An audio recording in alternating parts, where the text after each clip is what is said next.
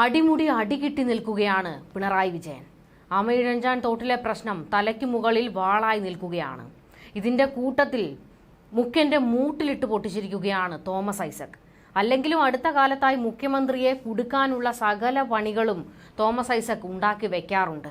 തിരുവനന്തപുരത്തെ തോടുകളുടെ ശുചീകരണത്തെ സംബന്ധിച്ച് മുഖ്യമന്ത്രി യോഗം വിളിച്ചിട്ടുണ്ട്. കൃത്യമായ ഒരു കാര്യപരിപാടി രൂപം കൊള്ളുമെന്ന് ഉറപ്പാണ്. മുഖ്യന്റെ ഉറപ്പിനെക്കുറിച്ച് വലിയ ഉറപ്പോടെ തോമസ് ഐസക് സംസാരിക്കുകയായിരുന്നു. എന്നാൽ ആ കൂട്ടത്തിൽ പിണറായിക്കിട്ട് നല്ല ഒന്നാം തരം അടിയാണ് കൊടുത്തിരിക്കുന്നത്. ആമയിഴഞ്ചാൻ തോട്ടിലെ വിഷയം ചർച്ചയായി ഇങ്ങനെ കത്തി നിൽക്കുമ്പോൾ അതിന്റെ കൂട്ടത്തിൽ തിരുവനന്തപുരത്തെ ഇത്തരത്തിലുള്ള തോടുകളുടെയും ആറിന്റെയും ഒക്കെ അടുത്തുള്ള കയ്യേറ്റങ്ങളെക്കുറിച്ച് വലിയ രീതിയിൽ ചർച്ച വരുന്നുണ്ട്. ആ ചർച്ച ഒരു വഴിക്കൂടെ പോകുമ്പോൾ മുഖ്യമന്ത്രി നൈസ മിണ്ടാതെ എങ്ങനെയും ഒക്കെ രക്ഷപ്പെടാൻ നോക്കുമ്പോൾ തോമസ് ഐസക് കൃത്യമായി കൊണ്ട് വെടിപൊട്ടിച്ചു. തോമസ് ഐസക് പറഞ്ഞിരിക്കുന്നത് തോടിന്റെ സൈഡിലുള്ള കയ്യേറ്റങ്ങൾ പൊളിച്ചിരിക്കണം, കൃത്യമായ നടപടി സർക്കാർ സ്വീകരിക്കണം എന്നൊക്കെയാണ്. ഇതെങ്ങനെ ഒന്ന് കയ്യേറ്റം ഒഴിപ്പിക്കാനാണ്? കാരണം മുഖ്യന് വളരെ വേണ്ടപ്പെട്ടവരൊക്കെയാണ് ഇവിടെ കയ്യേറിയിരിക്കുന്നത്. അതുകൊണ്ട് ഈ സർക്കാരിന് അവിടുത്തെ കയ്യേറ്റങ്ങളൊന്നും ഒഴിപ്പിക്കാൻ കഴിയില്ല. എങ്ങനെയെങ്കിലും ആ വിഷയം പുറത്തേക്ക് വരാതിരിക്കാൻ മുഖ്യമന്ത്രി തോട് മാത്രം നന്നാക്കണമെന്ന് നിർദ്ദേശം കൊടുത്തിരിക്കുമ്പോഴാണ് തോമസ് ഐസക് കൃത്യമായി കയ്യേറ്റം ഒഴിപ്പിക്കണമെന്ന് സർക്കാരിനോട് ആവശ്യപ്പെട്ടിരിക്കുന്നത്. ഇത് വല്ലാത്ത പൊല്ലാപ്പാണ് കേട്ടോ. ഇനിയിപ്പോൾ മുഖ്യമന്ത്രി എന്ത് ചെയ്യുമെന്ന് ആലോചിച്ചിരിക്കുകയാണ്. അല്ലെങ്കിൽ തന്നെ ജോയിയുടെ വിഷയത്തിൽ 48-ാം മണിക്കൂറിലാണ് മുഖ്യമന്ത്രി ഒന്ന് സംസാരിച്ചത്. ഇപ്പോൾ ദേണ്ടേ അതിന്റെ കൂട്ടത്തിൽ വീണ്ടും വായടപ്പിക്കാൻ തോമസ് ഐസക്കായിട്ടൊരു വഴി കൊടുത്തിരിക്കുകയാണ്. ഇനി കുറെ നാളത്തേക്ക്, അതായത് വിഷയം കെട്ടടങ്ങുന്നത് വരെ മുഖ്യമന്ത്രി ഈ വിഷയത്തെക്കുറിച്ച് സംസാരിക്കില്ല. ഇത് കൃത്യമായി തോമസ് ഐസക് പണി വെച്ചതാണ്. മുഖ്യമന്ത്രി വാ തുറക്കാതിരിക്കാൻ, മുഖ്യമന്ത്രിയെ കൊണ്ട് എങ്ങനെയെങ്കിലും ഒക്കെ ഒന്ന് വാ തുറപ്പിക്കാൻ മാധ്യമങ്ങൾ ശ്രമിച്ചുകൊണ്ടിരിക്കുമ്പോൾ മുഖ്യനെ അടിച്ചിരുത്തിയിരിക്കുകയാണ് തോമസ് ഐസക്. തോമസ് ഐസക് പറഞ്ഞിരിക്കുന്നത് ഒന്ന് കേട്ടു നോക്കാം. ഓപ്പറേഷൻ അനന്തയുടെ രൂപരേഖ വളരെ വിശദമായിട്ടുള്ള ഒന്നാണ്. ആവശ്യമായ ഭേദഗതി വരുത്തി അത് നടപ്പാക്കുകയാണ് വേണ്ടത്. എത്ര വലിയ ആളുകളായാലും തോടുകൾ കയ്യേറി ഒഴുക്കിന് തടസ്സം സൃഷ്ടിക്കുന്നുണ്ടെങ്കിൽ അവരുടെ നിർമ്മിതികൾ പൊളിച്ച് നീക്കിയേ തീരൂ. ആമയിഴഞ്ചാൻ തോടിന്റെ റെയിൽവേ അധീനതയിലുള്ള 117 മീറ്ററിന്റെ ചുമതല റെയിൽവേ കൃത്യമായി നിർവഹിക്കുമെന്ന് ഉറപ്പുവരുത്തണം. അവരുടെ നിഷ്ക്രിയത അവർക്കിനിയും ബോധ്യപ്പെട്ടിട്ടില്ല എന്നതാണ് അവരുടെ പത്രസമ്മേളനം തെളിയിക്കുന്നത്. ഓപ്പറേഷൻ അനന്തയെക്കുറിച്ചും കയ്യേറ്റങ്ങളെക്കുറിച്ചും മിണ്ടാതെ കോർപ്പറേഷൻ മേയറും മുഖ്യമന്ത്രിയും തടി തപ്പാൻ ശ്രമിക്കുമ്പോഴാണ് തോമസ് ഐസക് അതുകൊണ്ട് വലിച്ചു മുന്നിലിട്ട് കൊടുത്തിരിക്കുന്നത്. ഓപ്പറേഷൻ അനന്ത വിഴുങ്ങിയതാരാണെന്ന് എല്ലാവർക്കും കൃത്യമായി അറിയാം. നവീകരണത്തിനായി 25 കോടി കേന്ദ്രത്തിൽ നിന്ന് കിട്ടിയത് ആരൊക്കെ പുട്ടടിച്ചു എന്നത് വഴിയെ അറിയണം. എന്തായാലും അതിലൊക്കെ നല്ല ഒന്നാന്തരം അടി കിട്ടാൻ പോകുന്നതേ ഉള്ളൂ ഹൈക്കോടതിയിൽ നിന്ന്. അതിന്റെ കൂട്ടത്തിലാണ് ഇപ്പോൾ തോമസ് ഐസക് തന്നെ മേയറെയും മുഖ്യമന്ത്രിയെയും ഒക്കെ കൊടുക്കുന്നത്.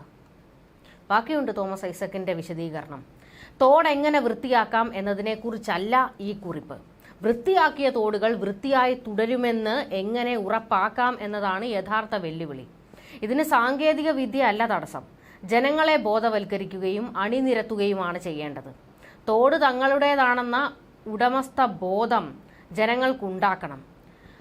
ഇതിന് കനാൽ ഷെഡ് കമ്മിറ്റികൾക്ക് രൂപം നൽകണം. കനാലിന്റെ ഇരുവശത്തുമുള്ള വീടുകളെ ഉൾക്കൊള്ളിച്ച് കനാൽ അയൽക്കൂട്ടങ്ങൾ ഉണ്ടാകണം.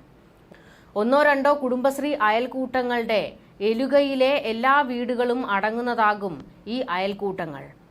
അയൽക്കൂട്ട പ്രതിനിധികളെ ഉൾക്കൊള്ളിച്ചുകൊണ്ട് കനാലിന്റെ നിശ്ചിത ദൃശ്യങ്ങളിൽ ഓരോന്നിനും കനാൽ ഷെഡ് കമ്മിറ്റികൾക്ക് രൂപം നൽകണം. ഇവരുടെ ചുമതലയാണ് മലിനജലവും ഖരമാലിന്യങ്ങളും കനാലിലേക്ക് എത്തില്ല എന്ന് ഉറപ്പുവരുത്തുക എന്നത്. ഓരോ കനാൽ ഷെഡ് കമ്മിറ്റിയുടെയും അതിർത്തികളിൽ വേസ്റ്റ് ട്രാപ്പുകൾ വയ്ക്കണം. അതായത് കനാൽ ഷെഡ് പ്രദേശത്തെ കനാലിൽ വരുന്ന മാലിന്യങ്ങളുടെ ഉത്തരവാദികളെ കണ്ടെത്താൻ ഇത് സഹായിക്കും. കനാൽ ഷെഡ് കമ്മിറ്റികൾ രൂപീകരിക്കുന്നതിനിടയിൽ ചെയ്യേണ്ടുന്ന ഒരു കാര്യം കനാലിലേക്ക് തുറന്നു വെച്ചിരിക്കുന്ന എല്ലാ മലിനജല മാർഗങ്ങളും അടയ്ക്കുക എന്നതാണ്. സംസ്കരിച്ച ജലം മാത്രമേ കനാലിലേക്ക് ഒഴുക്കാവൂ. ചേരി സമാനമായ പ്രദേശങ്ങളിൽ ആലപ്പുഴ മുനിസിപ്പൽ കോളനിയിൽ പരീക്ഷിച്ച ഡിവാർഡ്സ് പോലുള്ള സമ്പ്രദായങ്ങൾ ഉപയോഗപ്പെടുത്താനാകും. ഖരമാലിന്യ സംസ്കരണം പോലെ തന്നെ പ്രധാനമാണ് ഉറവിട മലിനജല സംസ്കരണവും. അതിനാവശ്യമായ സോക്ക് പിറ്റുകളും മറ്റ് സംവിധാനങ്ങളും നിർബന്ധിതമാക്കണം. തിരുവനന്തപുരത്തെ ഒരു മഹാഭാഗ്യം ബ്ലാക്ക് വാട്ടർ ട്രീറ്റ്മെന്റിന് കേരളത്തിലെ ഏറ്റവും വലിയ പ്ലാന്റ് ഇവിടെ ഉണ്ടെന്നതാണ്. പക്ഷേ ഗ്രേ വാട്ടറും സംസ്കരണവും പ്രധാനമാണ്. സംസ്കരിച്ച ജലമേ തോട്ടിലേക്ക് വരാൻ പാടുള്ളൂ. ജൈവമാലിന്യ സംസ്കരണത്തിൽ പരമാവധി ഉറവിട മാലിന്യ സംസ്കരണത്തിന് പ്രാധാന്യം നൽകണം. ജൈവമാലിന്യം വീടുകളിൽ നിന്ന് ശേഖരിക്കാനും നീക്കം ചെയ്യാനും അക്രഡിറ്റഡ് ഏജൻസികളെ ഉപയോഗപ്പെടുത്താമെങ്കിലും അവർ ശേഖരിക്കുന്ന മാലിന്യം എന്തു ചെയ്യുന്നുവെന്നതിനെക്കുറിച്ച് അതീവ ജാഗ്രത പുലർത്തിയേ തീരൂ. മഴക്കാലത്തിന് പുറത്ത് തോടുകളിലെ ഓക്സിജൻ ലഭ്യത ഉയർത്തുന്നതിനാവശ്യമായ സംവിധാനം ഏർപ്പെടുത്തേണ്ടതാണ്. ഇത്രയൊക്കെ ചെയ്യാൻ കഴിഞ്ഞാൽ സാമൂഹ്യ മാധ്യമങ്ങളിൽ ചിലർ ആഘോഷിക്കുന്ന ഗോൾഡ് ഫിഷുകൾ വളരുന്ന തോടുകളും കനാലുകളും തിരുവനന്തപുരത്തും ഉണ്ടാക്കാം. എൻ്റെ അഭിപ്രായത്തിൽ ഇതിനൊക്കെ ബഹുജനങ്ങളെ എങ്ങനെ അണിനിരത്താൻ കഴിയുമെന്നതിന് മാതൃക അന്വേഷിച്ച് അകലെയൊന്നും പോകണ്ട. നെടുമങ്ങാട് ബ്ലോക്ക് പഞ്ചായത്തിൻ്റെയും സമീപ പഞ്ചായത്തുകളുടെയും നേതൃത്വത്തിൽ നടന്ന കിള്ളിയാർ ശുചീകരണ പരിപാടി ഏറ്റവും നല്ല മാതൃകയാണ്. ഇത്തരത്തിൽ വലിയ ഒരു മാതൃകയാണ് തോമസ് ഐസക് സർക്കാരിന് മുന്നിൽ വെച്ചിരിക്കുന്നത്. ഇതൊക്കെ ഇനി എങ്ങനെ പ്രാവർത്തികമാക്കും എന്നത് പിണറായി തല പുകയ്ക്കുകയാണ്. അല്ലെങ്കിലും കുറച്ചറിവുള്ള ആളാണല്ലോ തോമസ് ഐസക്. അതുകൊണ്ട് ഇതുപോലത്തെ പല പണികളും പിണറായിക്ക് കിട്ടും. ഇതൊക്കെ ഇനി ഞാൻ എങ്ങനെ നടപ്പിലാക്കും എന്നുള്ളതാണ് പിണറായി തല പുകയ്ക്കുന്നത്. കാരണം കൂട്ടത്തിൽ നിന്ന് തന്നെ ഒരാൾ ഇത്ര വലിയ മാതൃകയൊക്കെ കാണിച്ചു തരുമ്പോൾ അത് പരീക്ഷിച്ചില്ലെങ്കിൽ പണിയാകുമല്ലോ. അതിൻ്റെ കൂട്ടത്തിലാണ് ഇപ്പോൾ ഓപ്പറേഷൻ അനന്ത കൃത്യമായി നടപ്പിലാക്കണമെന്നൊക്കെ തോമസ് ഐസക് തന്നെ പറഞ്ഞിരിക്കുന്നത്. ഇതിനൊക്കെ എവിടെ നിന്നാണ് ഫണ്ട്? കിട്ടിയ ഫണ്ട് മുഴുവൻ ഇവരെല്ലാം ചേർന്ന് പുട്ടടിച്ച് കുളം തോണ്ടിയിട്ടുണ്ട്.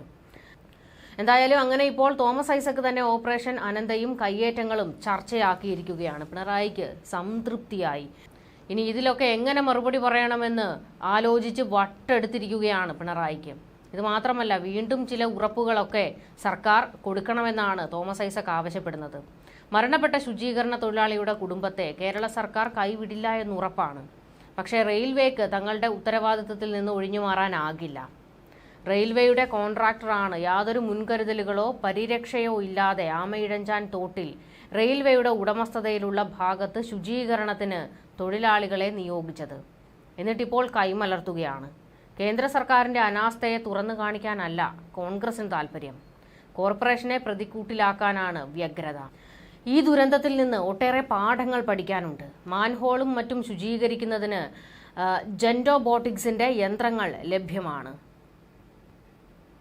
ലോക പ്രശസ്തിയിലേക്ക് വളർന്ന നമ്മുടെ സ്റ്റാർട്ടപ്പാണ്.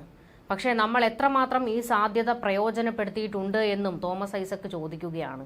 ഇങ്ങനെ കുറേ ചോദ്യങ്ങൾ പിണറായിക്കും റെയിൽവേക്കും ഒക്കെ മുന്നിലിട്ടിരിക്കുകയാണ് തോമസ് ഐസക്. ഈ ചോദ്യങ്ങൾക്കൊക്കെ ഇനി മറുപടിയും നടപടികളുമാണ് ആവശ്യം.